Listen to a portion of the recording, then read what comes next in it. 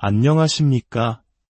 오늘 여러분과 함께 나눌 이야기는 우리 마음속 깊은 울림을 주는 돌봄에 관한 것입니다.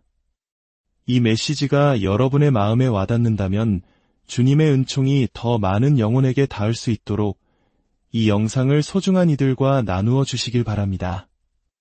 여러분의 작은 나눔이 누군가에게는 큰 빛이 될 수 있습니다. 이야기를 시작하기에 앞서 이 음성을 듣는 모든 분들의 삶에 주님의 평화가 가득하기를 기도합니다. 오늘의 주제는 바로 돌봄입니다. 제가 이 주제를 선택하게 된 것은 며칠 전 겪었던 한 작은 사건 때문이었습니다. 그날은 유난히 바빠 저녁 식사할 시간조차 없었습니다. 허기를 달래려 동네 식료품점에 들러 간단한 과자라도 사려던 참이었죠. 가게 안쪽에서 한 어머니와 4살배기 아들의 실랑이가 벌어지고 있었습니다. 아이가 선반에서 식초병을 꺼내다 그만 바닥에 떨어뜨린 모양입니다. 유리 조각은 날카로운 소리를 내며 깨졌고 시큼한 식초 냄새가 바닥에 흥건히 퍼져나갔습니다. 어머니는 아이에게 계속해서 소리쳤습니다. 어서 그 조각들 다 주워. 하지만 어머니가 다그칠수록 아이는 더욱 완강히 거부했습니다. 다른 손님들만 없었다면 어머니는 당장이라도 아이의 등짝을 세게 후려치고 싶었을 겁니다. 하지만 주변의 시선 때문에 분노를 억누르는 모습이 역력했습니다. 곁에 있던 아버지는 애써 못 본 척 다른 물건을 살피는 데에만 열중하고 있었습니다. 그는 아마 이 골치 아픈 상황에 끼어들고 싶지 않다는 행복한 중립을 지키고 있었겠죠. 어머니의 얼굴은 점차 분노로 붉게 달아올랐습니다. 그 순간 저는 부부의 마음속 소리를 들을 수 있을 것만 같았습니다. 아버지는 속으로 이렇게 말하고 있었을 겁니다. 쯧쯧, 누굴 닮아서 저렇게 고집이 셀까? 꼭 제 엄마야. 그리고 어머니는 이렇게 생각했겠죠. 이 고집불통은 영락없는 지 아빠 꼴이라니까. 결국 어머니는 힘없이 축 늘어진 인형처럼 아이를 번쩍 안아 들고는 씩씩거리며 가게를 나가버렸습니다. 그 모습을 보며 저는 깊은 생각에 잠겼습니다. 과연 이 싸움의 승자는 누구였을까요? 아이였을까요? 아니면 어머니였을까요? 아이는 결국 유리 조각을 줍지 않았으니 이긴 걸까요? 하지만 아이는 약했습니다. 그의 유일한 무기는 눈물이었죠. 눈물은 언제나 약자가 마지막으로 기댈 수 있는 수단입니다. 그렇다면 힘이 더 셌던 어머니는 이겼을까요? 그녀는 자신의 권위를 잠시나마 세운 듯 보였지만 결국 아무것도 해결하지 못한 채 자리를 떠야만 했습니다. 이 작은 사건은 제게 강자와 약자 사이의 복잡한 관계에 대해 다시 한번 생각하게 만들었습니다. 유럽의 저명한 심리학자인 장 디지마 박사는 인간관계의 본질을 이렇게 꿰뚫어 보았습니다. 만약 내가 이웃보다 강하다면 나는 그를 경멸한다. 만약 내가 이웃보다 약하다면 나는 그를 두려워한다. 만약 내가 이웃과 힘이 동등하다면 나는 복종을 피하거나 나의 우월함을 증명하기 위해 교묘한 술책을 쓴다. 이 말은 오늘날 우리가 사는 세상을 그대로 비추는 거울과도 같습니다. 부자와 가난한 자, 배운 자와 못 배운 자, 강자와 약자 사이에 존재하는 이 첨예한 긴장감을 우리는 어떻게 해결할 수 있을까요? 예를 들어 부유한 사람이 가난한 사람을 도울 때 그 도움이 때로는 비굴한 태도를 낳고 도움을 받는 이는 오히려 깊은 굴욕감을 느끼기도 합니다. 지식이 많은 사람은 무지한 사람에게 인내심을 잃기 쉽고 무지한 사람은 현명한 이에게 가르침을 받을 때 종종 위축되고 겸손해져야만 합니다. 이 모든 갈등의 해답은 어디에 있을까요? 그 답은 바로 돌봄에 있습니다. 진정한 의미의 돌봄 말입니다. 마더 테레사 수녀님의 일화가 떠오릅니다. 한 방문객이 수녀님이 나병 환자의 썩어 들어가는 발을 정성껏 닦아주는 모습을 보고 이렇게 말했습니다. 수녀님, 저는 100만 달러를 준다고 해도 저 일은 못하겠습니다. 그러자 수녀님은 미소를 지으며 답했습니다. 저도 100만 달러를 준다면 하지 않았을 겁니다. 수녀님은 그를 돌보았습니다. 왜냐하면 그녀는 그를 사랑했기 때문입니다. 그녀는 자신을 그 캠프에 있는 그 누구보다도 위에 있다고 생각하지 않았습니다. 그저 사랑으로 행동했을 뿐입니다. 그것이 바로 돌봄의 본질입니다. 어떤 부인이 두 아이를 훌륭하게 키워낸 어머니에게 이렇게 말했다고 합니다. 부럽습니다. 저도 제 인생의 20년을 바쳐서라도 저렇게 멋진 아이들을 가질 수 있다면 좋겠어요. 그러자 그 어머니가 잔잔히 대답했습니다. 네, 제 아이들을 키우는데 딱 그만큼의 시간이 들었답니다. 진정한 사랑과 돌봄에는 이렇듯 대가와 희생이 따릅니다. 성경은 우리에게 이렇게 묻습니다. 눈에 보이는 이웃을 사랑하지 못하면서 어찌 눈에 보이지 않는 하느님을 사랑할 수 있겠는가? 그렇습니다. 모든 것은 바로 여기 우리 곁에 있는 이웃에게서부터 시작해야 합니다. 도움이 필요한 사람들로부터 시작해야 합니다. 이 가르침은 주님께서 들려주신 선한 사마리아인의 비유에 가장 잘 나타나 있습니다.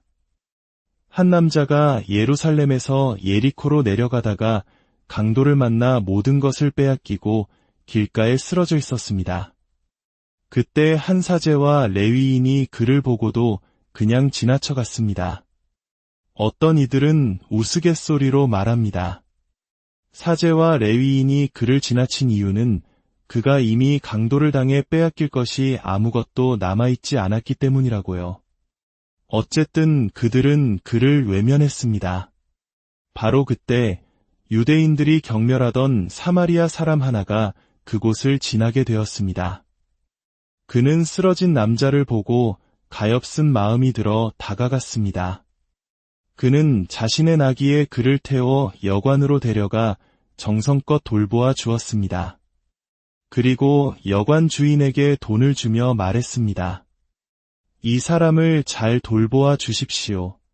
비용이 더 들면 제가 돌아오는 길에 모두 갚겠습니다. 여러분, 이 비유가 어떤 질문에서 시작되었는지 아십니까? 한 율법학자가 주님을 시험하려는 듯이 이렇게 물었습니다. 스승님, 누가 저의 이웃입니까? 그는 주님께서 이웃의 정의에 대해 길고 철학적인 설명을 늘어놓으시리라 기대했을 겁니다. 하지만 비유를 마친 후 주님께서는 그 율법학자에게 되물으셨습니다.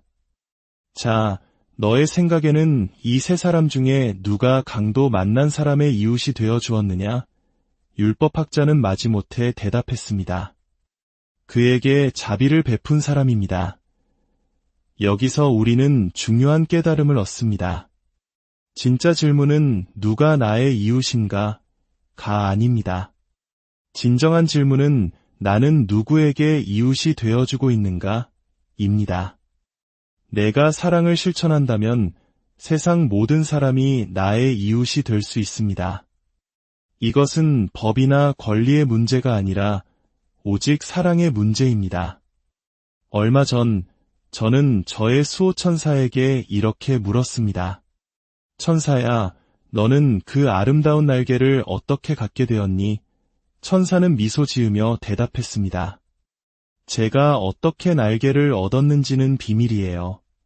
대신 새들이 어떻게 날개를 얻게 되었는지 이야기해 드릴게요. 천사가 들려준 이야기는 이러했습니다. 태초에 하느님께서는 새들에게 아름다운 깃털과 고운 노랫소리를 주셨지만 날개는 주지 않으셨습니다.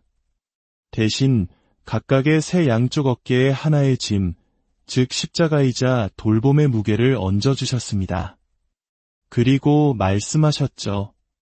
이 짐과 돌봄의 무게를 사랑하여라. 새들은 그 말씀을 따랐습니다. 그들은 단순히 명령이었기 때문에 그 짐을 사랑한 것이 아니었습니다. 온 마음을 다해 진심으로 그 짐을 사랑했습니다.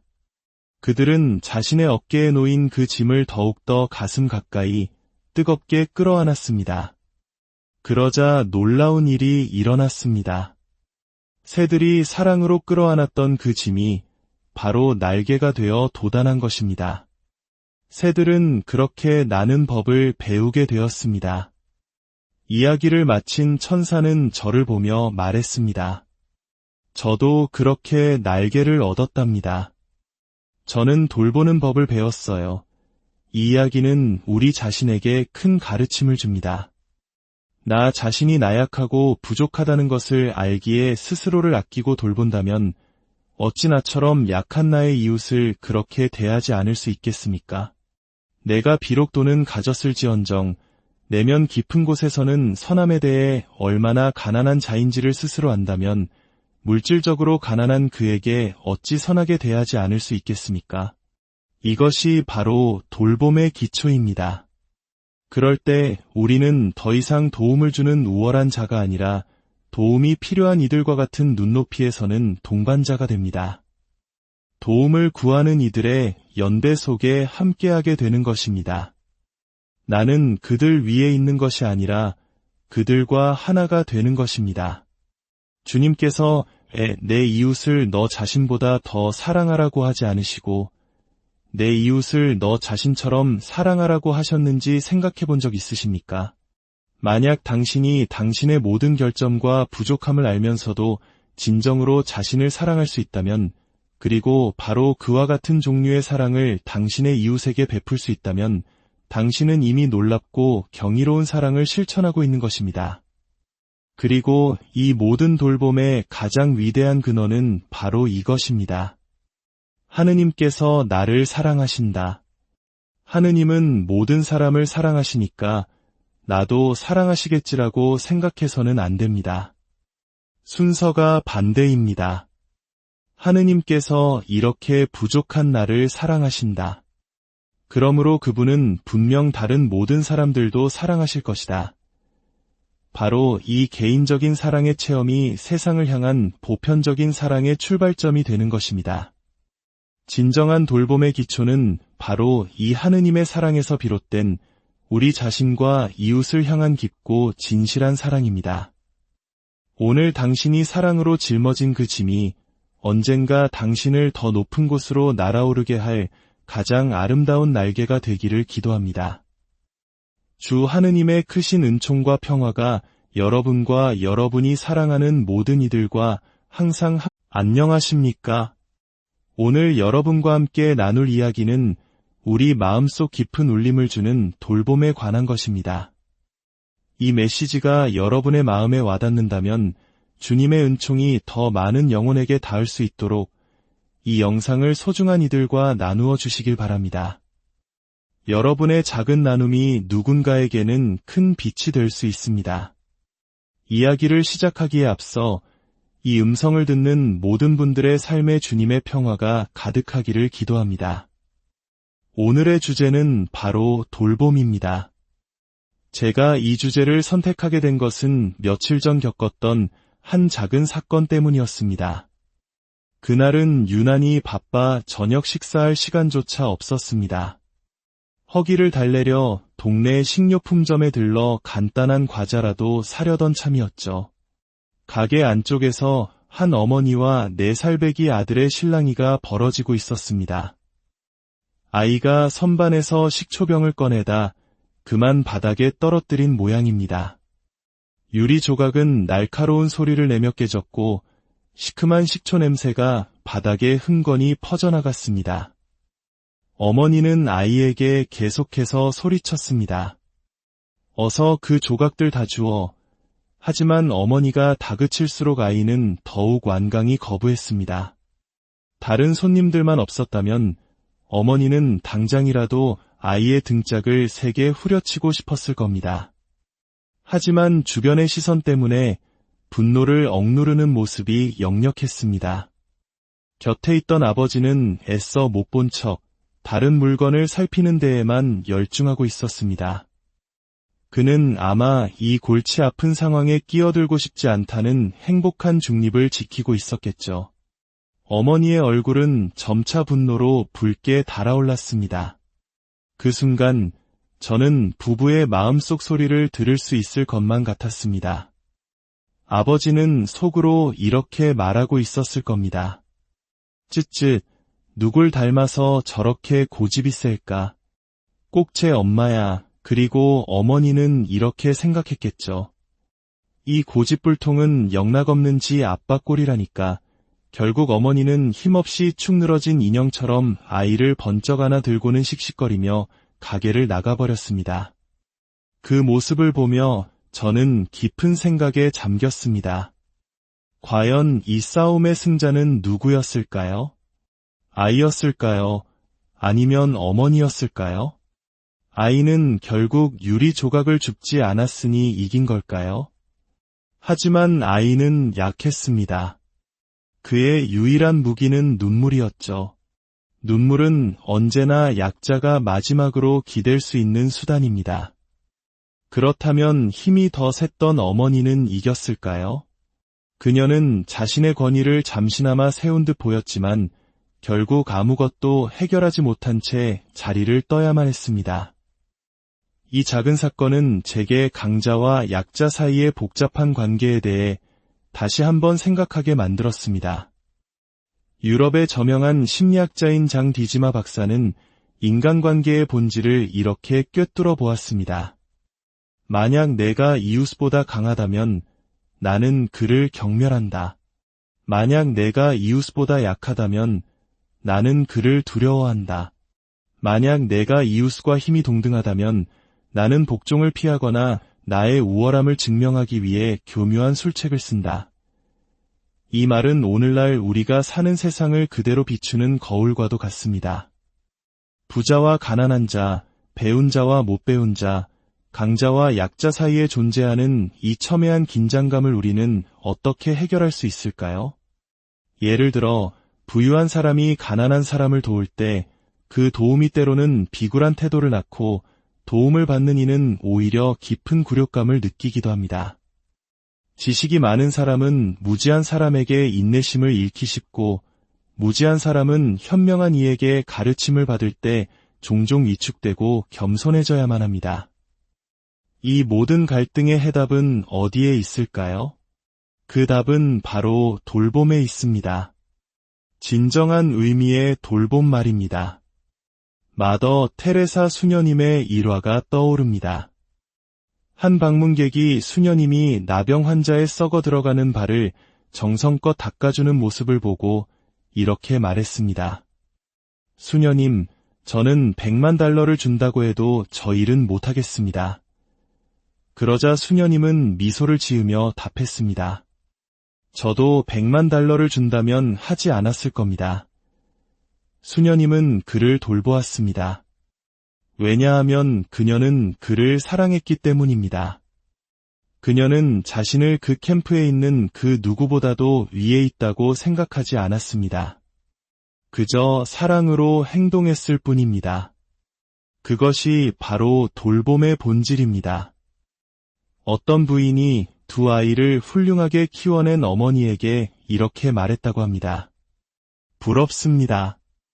저도 제 인생의 20년을 바쳐서라도 저렇게 멋진 아이들을 가질 수 있다면 좋겠어요. 그러자 그 어머니가 잔잔히 대답했습니다. 네, 제 아이들을 키우는데 딱 그만큼의 시간이 들었답니다. 진정한 사랑과 돌봄에는 이렇듯 대가와 희생이 따릅니다. 성경은 우리에게 이렇게 묻습니다. 눈에 보이는 이웃을 사랑하지 못하면서 어찌 눈에 보이지 않는 하느님을 사랑할 수 있겠는가? 그렇습니다. 모든 것은 바로 여기 우리 곁에 있는 이웃에게서부터 시작해야 합니다. 도움이 필요한 사람들로부터 시작해야 합니다. 이 가르침은 주님께서 들려주신 선한 사마리아인의 비유에 가장 잘 나타나 있습니다. 한 남자가 예루살렘에서 예리코로 내려가다가 강도를 만나 모든 것을 빼앗기고 길가에 쓰러져 있었습니다. 그때 한 사제와 레위인이 그를 보고도 그냥 지나쳐갔습니다. 어떤 이들은 우스갯소리로 말합니다. 사제와 레위인이 그를 지나친 이유는 그가 이미 강도를 당해 빼앗길 것이 아무것도 남아있지 않았기 때문이라고요. 어쨌든 그들은 그를 외면했습니다. 바로 그때 유대인들이 경멸하던 사마리아 사람 하나가 그곳을 지나게 되었습니다. 그는 쓰러진 남자를 보고 가엾은 마음이 들어 다가갔습니다. 그는 자신의 나귀에 그를 태워 여관으로 데려가 정성껏 돌보아 주었습니다. 그리고 여관 주인에게 돈을 주며 말했습니다.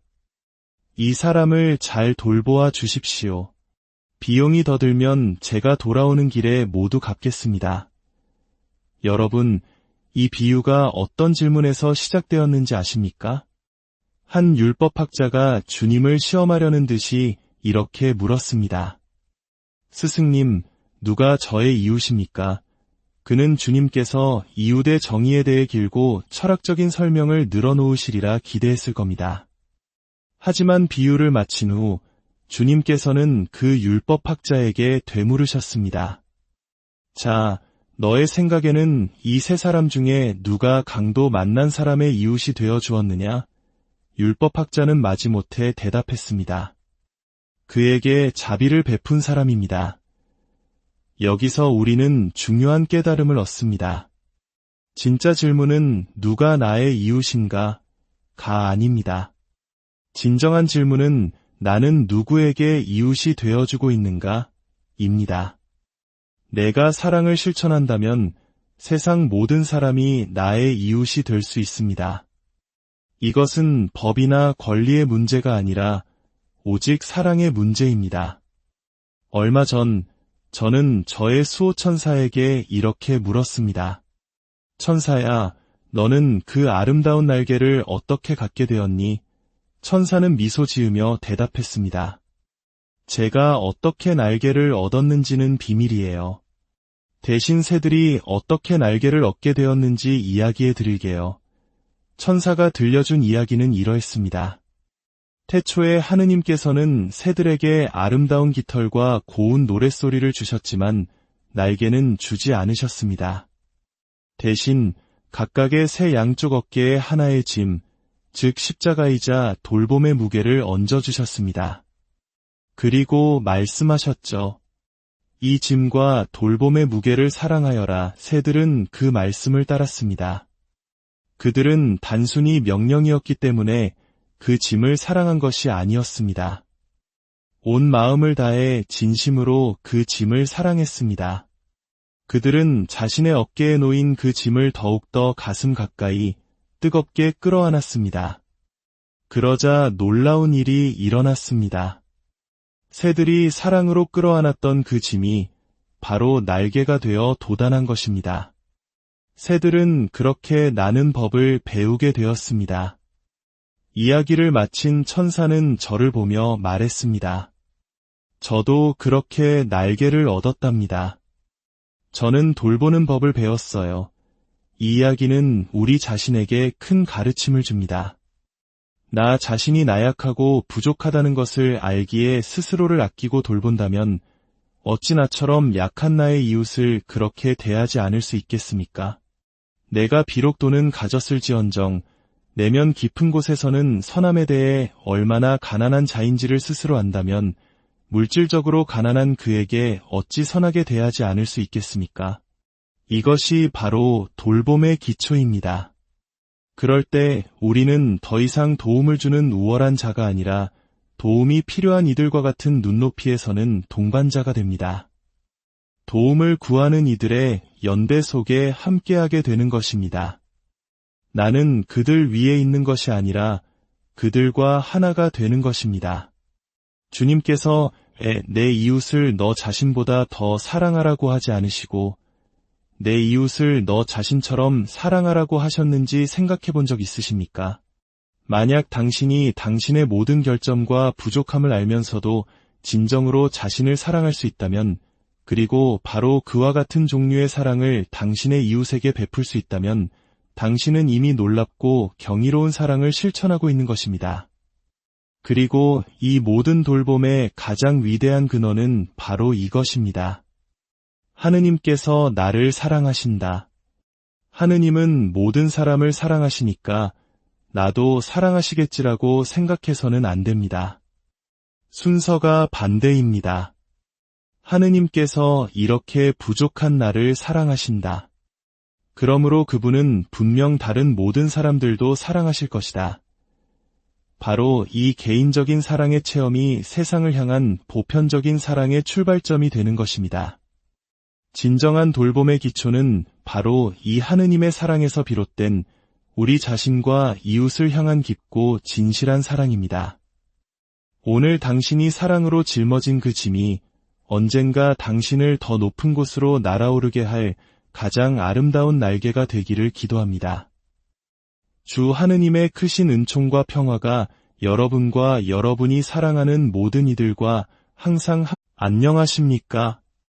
오늘 여러분과 함께 나눌 이야기는 우리 마음속 깊은 울림을 주는 돌봄에 관한 것입니다. 이 메시지가 여러분의 마음에 와닿는다면 주님의 은총이 더 많은 영혼에게 닿을 수 있도록 이 영상을 소중한 이들과 나누어 주시길 바랍니다. 여러분의 작은 나눔이 누군가에게는 큰 빛이 될 수 있습니다. 이야기를 시작하기에 앞서 이 음성을 듣는 모든 분들의 삶에 주님의 평화가 가득하기를 기도합니다. 오늘의 주제는 바로 돌봄입니다. 제가 이 주제를 선택하게 된 것은 며칠 전 겪었던 한 작은 사건 때문이었습니다. 그날은 유난히 바빠 저녁 식사할 시간조차 없었습니다. 허기를 달래려 동네 식료품점에 들러 간단한 과자라도 사려던 참이었죠. 가게 안쪽에서 한 어머니와 4살배기 아들의 실랑이가 벌어지고 있었습니다. 아이가 선반에서 식초병을 꺼내다 그만 바닥에 떨어뜨린 모양입니다. 유리 조각은 날카로운 소리를 내며 깨졌고 시큼한 식초 냄새가 바닥에 흥건히 퍼져나갔습니다. 어머니는 아이에게 계속해서 소리쳤습니다. 어서 그 조각들 다 주워. 하지만 어머니가 다그칠수록 아이는 더욱 완강히 거부했습니다. 다른 손님들만 없었다면 어머니는 당장이라도 아이의 등짝을 세게 후려치고 싶었을 겁니다. 하지만 주변의 시선 때문에 분노를 억누르는 모습이 역력했습니다. 곁에 있던 아버지는 애써 못 본 척 다른 물건을 살피는 데에만 열중하고 있었습니다. 그는 아마 이 골치 아픈 상황에 끼어들고 싶지 않다는 행복한 중립을 지키고 있었겠죠. 어머니의 얼굴은 점차 분노로 붉게 달아올랐습니다. 그 순간 저는 부부의 마음속 소리를 들을 수 있을 것만 같았습니다. 아버지는 속으로 이렇게 말하고 있었을 겁니다. 쯧쯧, 누굴 닮아서 저렇게 고집이 셀까? 꼭 제 엄마야. 그리고 어머니는 이렇게 생각했겠죠. 이 고집불통은 영락없는 지 아빠 꼴이라니까.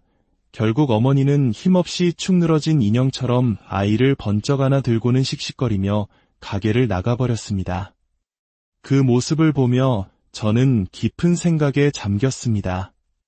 과연 이 싸움의 승자는 누구였을까요? 아이였을까요? 아니면 어머니였을까요? 아이는 결국 유리 조각을 줍지 않았으니 이긴 걸까요? 하지만 아이는 약했습니다. 그의 유일한 무기는 눈물이었죠.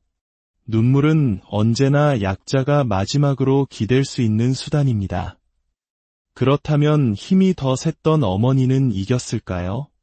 그녀는 자신의 권위를 잠시나마 세운 듯 보였지만 결국 아무것도 해결하지 못한 채 자리를 떠야만 했습니다.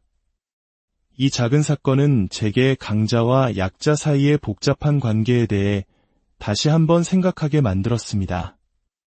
유럽의 저명한 심리학자인 장 디지마 박사는 인간관계의 본질을 이렇게 꿰뚫어 보았습니다. 만약 내가 이웃보다 강하다면 나는 그를 경멸한다. 만약 내가 이웃보다 약하다면 나는 그를 두려워한다. 만약 내가 이웃과 힘이 동등하다면 나는 복종을 피하거나 나의 우월함을 증명하기 위해 교묘한 술책을 쓴다. 이 말은 오늘날 우리가 사는 세상을 그대로 비추는 거울과도 같습니다. 부자와 가난한 자, 배운 자와 못 배운 자, 강자와 약자 사이에 존재하는 이 첨예한 긴장감을 우리는 어떻게 해결할 수 있을까요?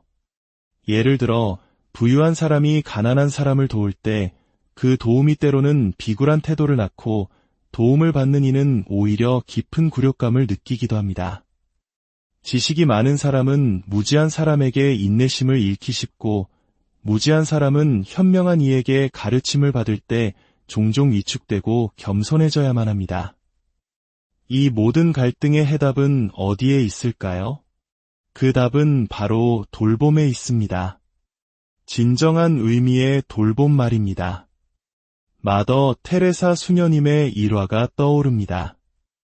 한 방문객이 수녀님이 나병 환자의 썩어 들어가는 발을 정성껏 닦아주는 모습을 보고 이렇게 말했습니다. 수녀님, 저는 100만 달러를 준다고 해도 저 일은 못하겠습니다. 그러자 수녀님은 미소를 지으며 답했습니다. 저도 100만 달러를 준다면 하지 않았을 겁니다. 수녀님은 그를 돌보았습니다. 왜냐하면 그녀는 그를 사랑했기 때문입니다. 그녀는 자신을 그 캠프에 있는 그 누구보다도 위에 있다고 생각하지 않았습니다. 그저 사랑으로 행동했을 뿐입니다. 그것이 바로 돌봄의 본질입니다.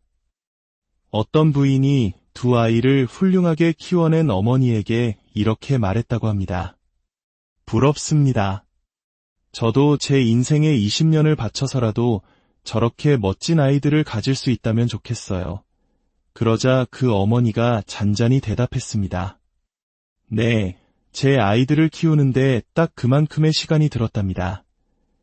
진정한 사랑과 돌봄에는 이렇듯 대가와 희생이 따릅니다. 성경은 우리에게 이렇게 묻습니다. 눈에 보이는 이웃을 사랑하지 못하면서 어찌 눈에 보이지 않는 하느님을 사랑할 수 있겠는가? 그렇습니다. 모든 것은 바로 여기 우리 곁에 있는 이웃에게서부터 시작해야 합니다. 도움이 필요한 사람들로부터 시작해야 합니다. 이 가르침은 주님께서 들려주신 선한 사마리아인의 비유에 가장 잘 나타나 있습니다. 한 남자가 예루살렘에서 예리코로 내려가다가 강도를 만나 모든 것을 빼앗기고 길가에 쓰러져 있었습니다. 그때 한 사제와 레위인이 그를 보고도 그냥 지나쳐갔습니다. 어떤 이들은 우스갯소리로 말합니다. 사제와 레위인이 그를 지나친 이유는 그가 이미 강도를 당해 빼앗길 것이 아무것도 남아있지 않았기 때문이라고요. 어쨌든 그들은 그를 외면했습니다. 바로 그때 유대인들이 경멸하던 사마리아 사람 하나가 그곳을 지나게 되었습니다. 그는 쓰러진 남자를 보고 가엾은 마음이 들어 다가갔습니다. 그는 자신의 나귀에 그를 태워 여관으로 데려가 정성껏 돌보아 주었습니다. 그리고 여관 주인에게 돈을 주며 말했습니다. 이 사람을 잘 돌보아 주십시오. 비용이 더 들면 제가 돌아오는 길에 모두 갚겠습니다. 여러분, 이 비유가 어떤 질문에서 시작되었는지 아십니까? 한 율법학자가 주님을 시험하려는 듯이 이렇게 물었습니다. 스승님, 누가 저의 이웃입니까? 그는 주님께서 이웃의 정의에 대해 길고 철학적인 설명을 늘어놓으시리라 기대했을 겁니다. 하지만 비유를 마친 후 주님께서는 그 율법학자에게 되물으셨습니다. 자, 너의 생각에는 이 세 사람 중에 누가 강도 만난 사람의 이웃이 되어 주었느냐? 율법학자는 마지못해 대답했습니다. 그에게 자비를 베푼 사람입니다. 여기서 우리는 중요한 깨달음을 얻습니다. 진짜 질문은 누가 나의 이웃인가? 가 아닙니다. 진정한 질문은 나는 누구에게 이웃이 되어주고 있는가? 입니다. 내가 사랑을 실천한다면 세상 모든 사람이 나의 이웃이 될 수 있습니다. 이것은 법이나 권리의 문제가 아니라 오직 사랑의 문제입니다. 얼마 전 저는 저의 수호천사에게 이렇게 물었습니다. 천사야, 너는 그 아름다운 날개를 어떻게 갖게 되었니? 천사는 미소 지으며 대답했습니다. 제가 어떻게 날개를 얻었는지는 비밀이에요. 대신 새들이 어떻게 날개를 얻게 되었는지 이야기해 드릴게요. 천사가 들려준 이야기는 이러했습니다. 태초에 하느님께서는 새들에게 아름다운 깃털과 고운 노랫소리를 주셨지만 날개는 주지 않으셨습니다. 대신 각각의 새 양쪽 어깨에 하나의 짐, 즉 십자가이자 돌봄의 무게를 얹어주셨습니다. 그리고 말씀하셨죠. 이 짐과 돌봄의 무게를 사랑하여라. 새들은 그 말씀을 따랐습니다. 그들은 단순히 명령이었기 때문에 그 짐을 사랑한 것이 아니었습니다. 온 마음을 다해 진심으로 그 짐을 사랑했습니다. 그들은 자신의 어깨에 놓인 그 짐을 더욱더 가슴 가까이 뜨겁게 끌어안았습니다. 그러자 놀라운 일이 일어났습니다. 새들이 사랑으로 끌어안았던 그 짐이 바로 날개가 되어 도단한 것입니다. 새들은 그렇게 나는 법을 배우게 되었습니다. 이야기를 마친 천사는 저를 보며 말했습니다. 저도 그렇게 날개를 얻었답니다.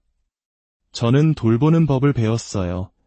이 이야기는 우리 자신에게 큰 가르침을 줍니다.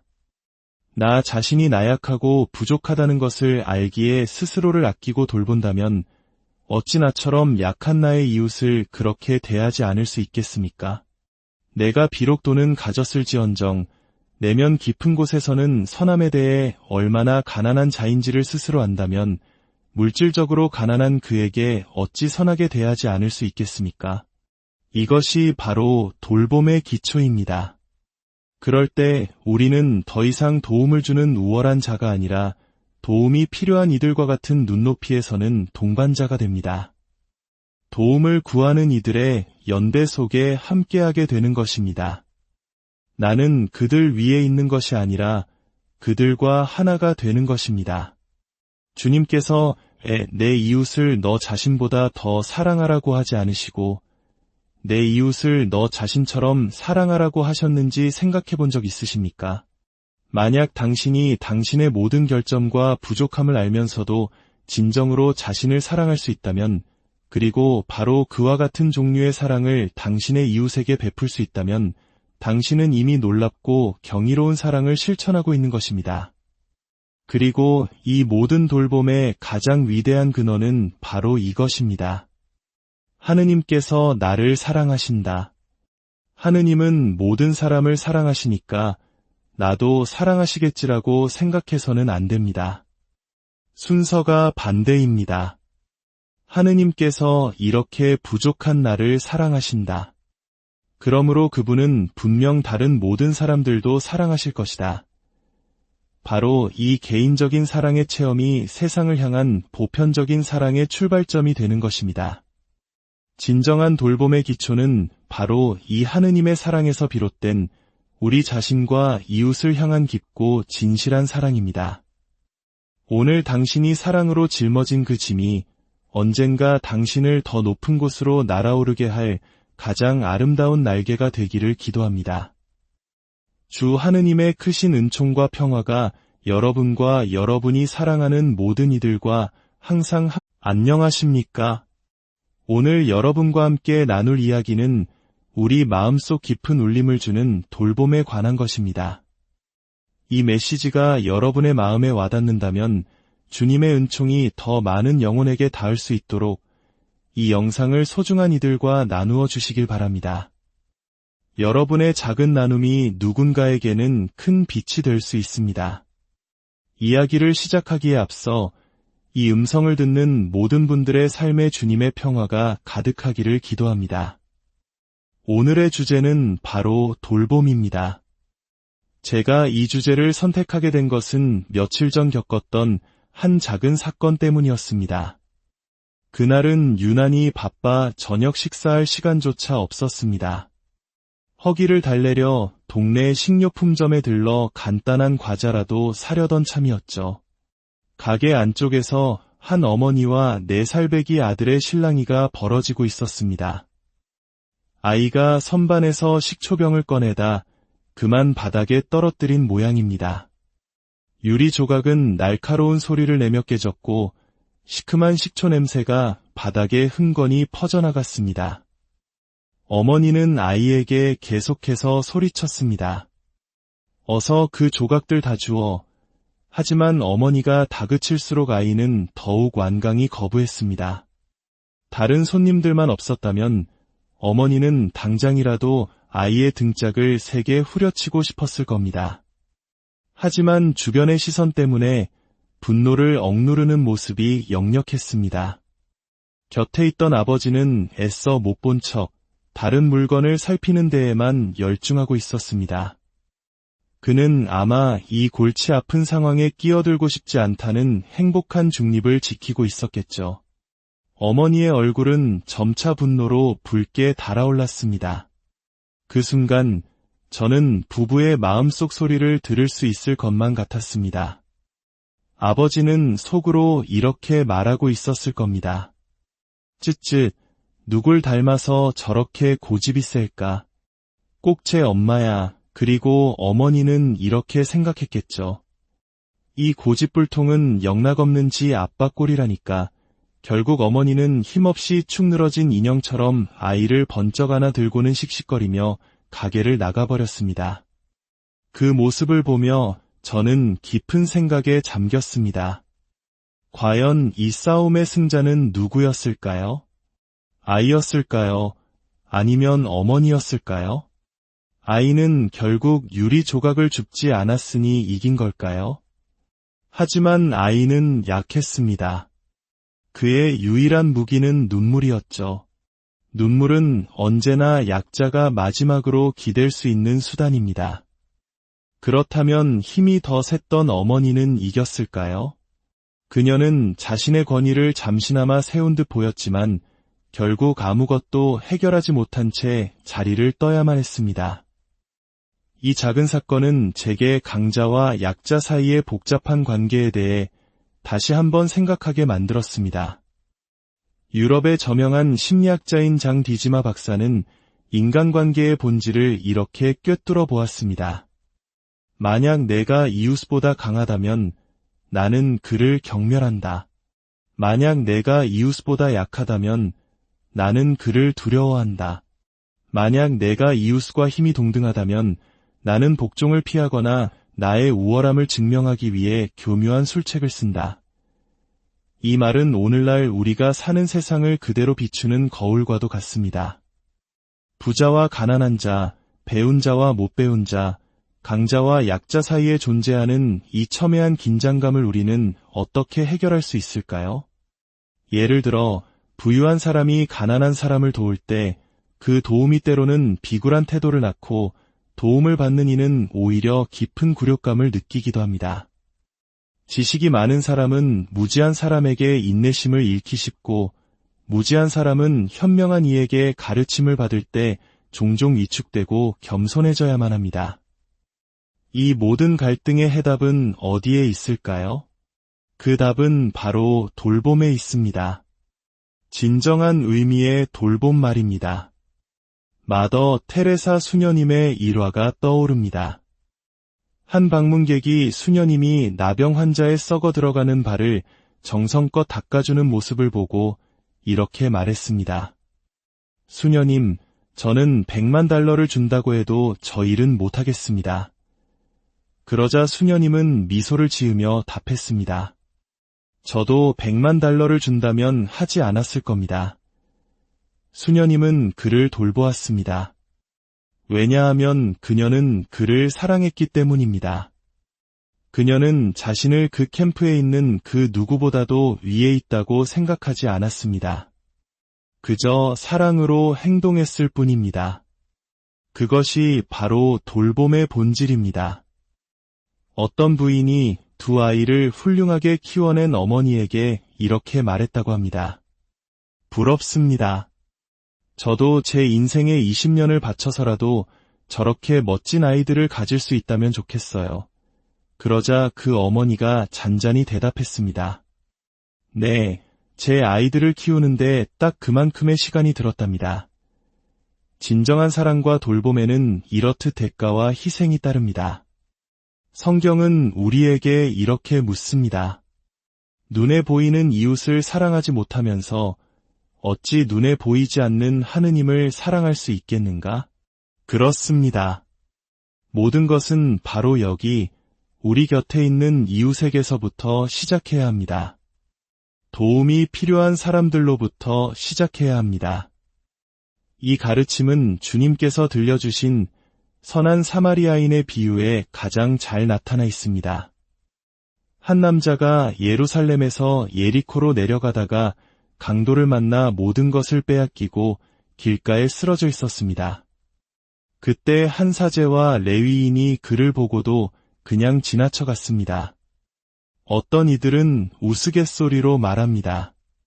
사제와 레위인이 그를 지나친 이유는 그가 이미 강도를 당해 빼앗길 것이 아무것도 남아있지 않았기 때문이라고요. 어쨌든 그들은 그를 외면했습니다. 바로 그때 유대인들이 경멸하던 사마리아 사람 하나가 그곳을 지나게 되었습니다.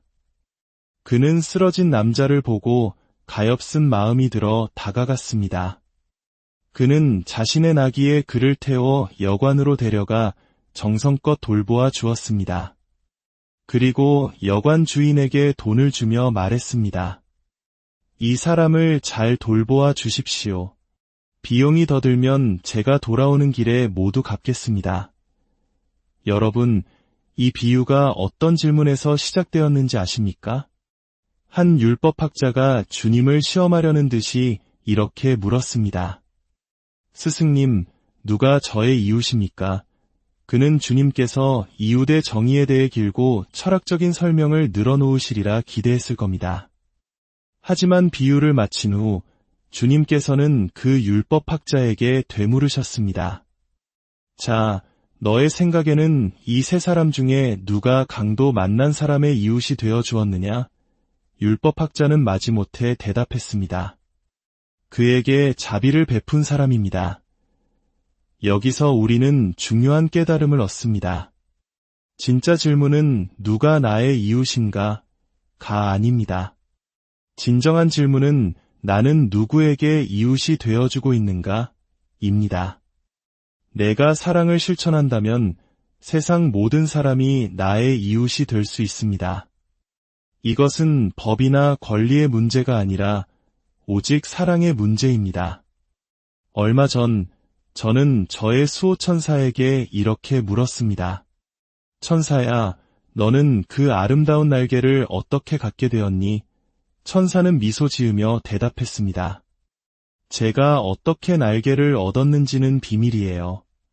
대신 새들이 어떻게 날개를 얻게 되었는지 이야기해 드릴게요. 천사가 들려준 이야기는 이러했습니다.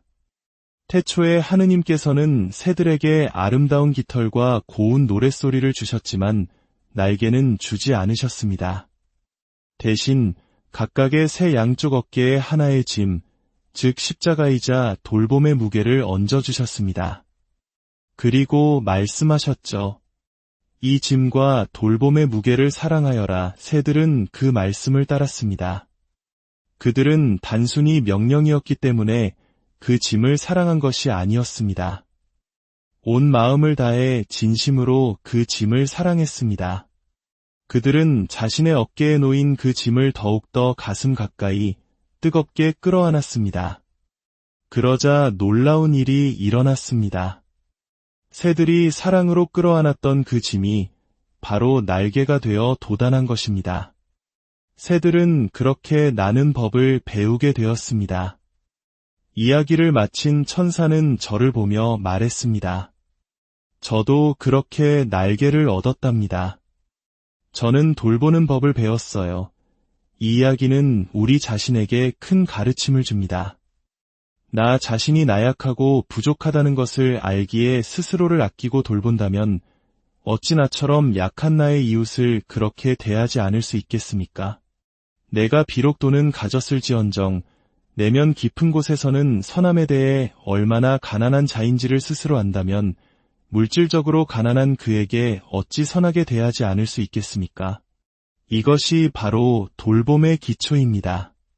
그럴 때 우리는 더 이상 도움을 주는 우월한 자가 아니라 도움이 필요한 이들과 같은 눈높이에서는 동반자가 됩니다. 도움을 구하는 이들의 연대 속에 함께하게 되는 것입니다. 나는 그들 위에 있는 것이 아니라 그들과 하나가 되는 것입니다.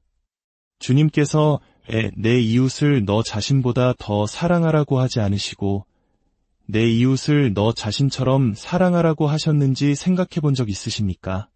만약 당신이 당신의 모든 결점과 부족함을 알면서도 진정으로 자신을 사랑할 수 있다면, 그리고 바로 그와 같은 종류의 사랑을 당신의 이웃에게 베풀 수 있다면 당신은 이미 놀랍고 경이로운 사랑을 실천하고 있는 것입니다. 그리고 이 모든 돌봄의 가장 위대한 근원은 바로 이것입니다. 하느님께서 나를 사랑하신다. 하느님은 모든 사람을 사랑하시니까 나도 사랑하시겠지라고 생각해서는 안 됩니다. 순서가 반대입니다. 하느님께서 이렇게 부족한 나를 사랑하신다. 그러므로 그분은 분명 다른 모든 사람들도 사랑하실 것이다. 바로 이 개인적인 사랑의 체험이 세상을 향한 보편적인 사랑의 출발점이 되는 것입니다. 진정한 돌봄의 기초는 바로 이 하느님의 사랑에서 비롯된 우리 자신과 이웃을 향한 깊고 진실한 사랑입니다.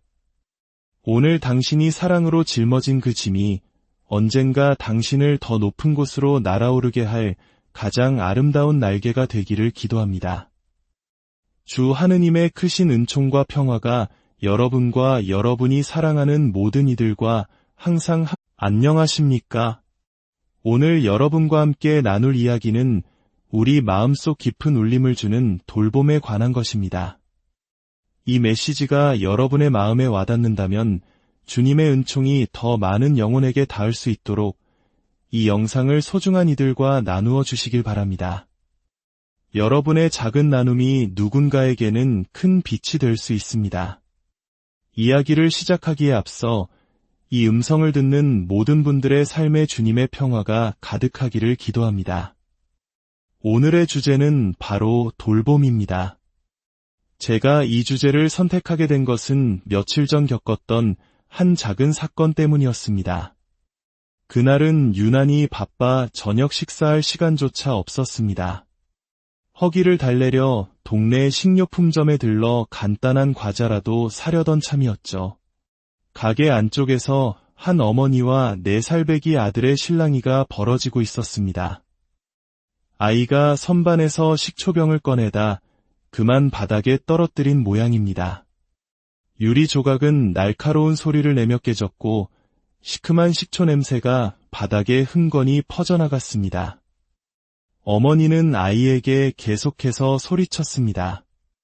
어서 그 조각들 다 주워. 하지만 어머니가 다그칠수록 아이는 더욱 완강히 거부했습니다. 다른 손님들만 없었다면 어머니는 당장이라도 아이의 등짝을 세게 후려치고 싶었을 겁니다. 하지만 주변의 시선 때문에 분노를 억누르는 모습이 역력했습니다. 곁에 있던 아버지는 애써 못 본 척 다른 물건을 살피는 데에만 열중하고 있었습니다. 그는 아마 이 골치 아픈 상황에 끼어들고 싶지 않다는 행복한 중립을 지키고 있었겠죠. 어머니의 얼굴은 점차 분노로 붉게 달아올랐습니다. 그 순간 저는 부부의 마음속 소리를 들을 수 있을 것만 같았습니다. 아버지는 속으로 이렇게 말하고 있었을 겁니다. 쯧쯧, 누굴 닮아서 저렇게 고집이 셀까? 꼭 제 엄마야. 그리고 어머니는 이렇게 생각했겠죠. 이 고집불통은 영락없는 지 아빠 꼴이라니까. 결국 어머니는 힘없이 축 늘어진 인형처럼 아이를 번쩍 안아 들고는 씩씩거리며 가게를 나가버렸습니다. 그 모습을 보며 저는 깊은 생각에 잠겼습니다. 과연 이 싸움의 승자는 누구였을까요? 아이였을까요? 아니면 어머니였을까요? 아이는 결국 유리 조각을 줍지 않았으니 이긴 걸까요? 하지만 아이는 약했습니다. 그의 유일한 무기는 눈물이었죠. 눈물은 언제나 약자가 마지막으로 기댈 수 있는 수단입니다. 그렇다면 힘이 더 셌던 어머니는 이겼을까요? 그녀는 자신의 권위를 잠시나마 세운 듯 보였지만 결국 아무것도 해결하지 못한 채 자리를 떠야만 했습니다. 이 작은 사건은 제게 강자와 약자 사이의 복잡한 관계에 대해 다시 한번 생각하게 만들었습니다. 유럽의 저명한 심리학자인 장 디지마 박사는 인간관계의 본질을 이렇게 꿰뚫어 보았습니다. 만약 내가 이웃보다 강하다면 나는 그를 경멸한다. 만약 내가 이웃보다 약하다면 나는 그를 두려워한다. 만약 내가 이웃과 힘이 동등하다면 나는 복종을 피하거나 나의 우월함을 증명하기 위해 교묘한 술책을 쓴다. 이 말은 오늘날 우리가 사는 세상을 그대로 비추는 거울과도 같습니다. 부자와 가난한 자, 배운 자와 못 배운 자, 강자와 약자 사이에 존재하는 이 첨예한 긴장감을 우리는 어떻게 해결할 수 있을까요? 예를 들어 부유한 사람이 가난한 사람을 도울 때 그 도움이 때로는 비굴한 태도를 낳고 도움을 받는 이는 오히려 깊은 굴욕감을 느끼기도 합니다. 지식이 많은 사람은 무지한 사람에게 인내심을 잃기 쉽고 무지한 사람은 현명한 이에게 가르침을 받을 때 종종 위축되고 겸손해져야만 합니다. 이 모든 갈등의 해답은 어디에 있을까요? 그 답은 바로 돌봄에 있습니다. 진정한 의미의 돌봄 말입니다. 마더 테레사 수녀님의 일화가 떠오릅니다. 한 방문객이 수녀님이 나병 환자의 썩어 들어가는 발을 정성껏 닦아주는 모습을 보고 이렇게 말했습니다. 수녀님, 저는 100만 달러를 준다고 해도 저 일은 못하겠습니다. 그러자 수녀님은 미소를 지으며 답했습니다. 저도 100만 달러를 준다면 하지 않았을 겁니다. 수녀님은 그를 돌보았습니다. 왜냐하면 그녀는 그를 사랑했기 때문입니다. 그녀는 자신을 그 캠프에 있는 그 누구보다도 위에 있다고 생각하지 않았습니다. 그저 사랑으로 행동했을 뿐입니다. 그것이 바로 돌봄의 본질입니다. 어떤 부인이 두 아이를 훌륭하게 키워낸 어머니에게 이렇게 말했다고 합니다. 부럽습니다. 저도 제 인생의 20년을 바쳐서라도 저렇게 멋진 아이들을 가질 수 있다면 좋겠어요. 그러자 그 어머니가 잔잔히 대답했습니다. 네, 제 아이들을 키우는데 딱 그만큼의 시간이 들었답니다. 진정한 사랑과 돌봄에는 이렇듯 대가와 희생이 따릅니다. 성경은 우리에게 이렇게 묻습니다. 눈에 보이는 이웃을 사랑하지 못하면서 어찌 눈에 보이지 않는 하느님을 사랑할 수 있겠는가? 그렇습니다. 모든 것은 바로 여기 우리 곁에 있는 이웃에게서부터 시작해야 합니다. 도움이 필요한 사람들로부터 시작해야 합니다. 이 가르침은 주님께서 들려주신 선한 사마리아인의 비유에 가장 잘 나타나 있습니다. 한 남자가 예루살렘에서 예리코로 내려가다가 강도를 만나 모든 것을 빼앗기고 길가에 쓰러져 있었습니다. 그때 한 사제와 레위인이 그를 보고도 그냥 지나쳐 갔습니다. 어떤 이들은 우스갯소리로 말합니다. 사제와 레위인이 그를 지나친 이유는 그가 이미 강도를 당해 빼앗길 것이 아무것도 남아있지 않았기 때문이라고요. 어쨌든 그들은 그를 외면했습니다. 바로 그때 유대인들이 경멸하던 사마리아 사람 하나가 그곳을 지나게 되었습니다. 그는 쓰러진 남자를 보고 가엾은 마음이 들어 다가갔습니다. 그는 자신의 나귀에 그를 태워 여관으로 데려가 정성껏 돌보아 주었습니다. 그리고 여관 주인에게 돈을 주며 말했습니다. 이 사람을 잘 돌보아 주십시오. 비용이 더 들면 제가 돌아오는 길에 모두 갚겠습니다. 여러분, 이 비유가 어떤 질문에서 시작되었는지 아십니까? 한 율법학자가 주님을 시험하려는 듯이 이렇게 물었습니다. 스승님, 누가 저의 이웃입니까? 그는 주님께서 이웃의 정의에 대해 길고 철학적인 설명을 늘어놓으시리라 기대했을 겁니다. 하지만 비유를 마친 후 주님께서는 그 율법학자에게 되물으셨습니다. 자, 너의 생각에는 이 세 사람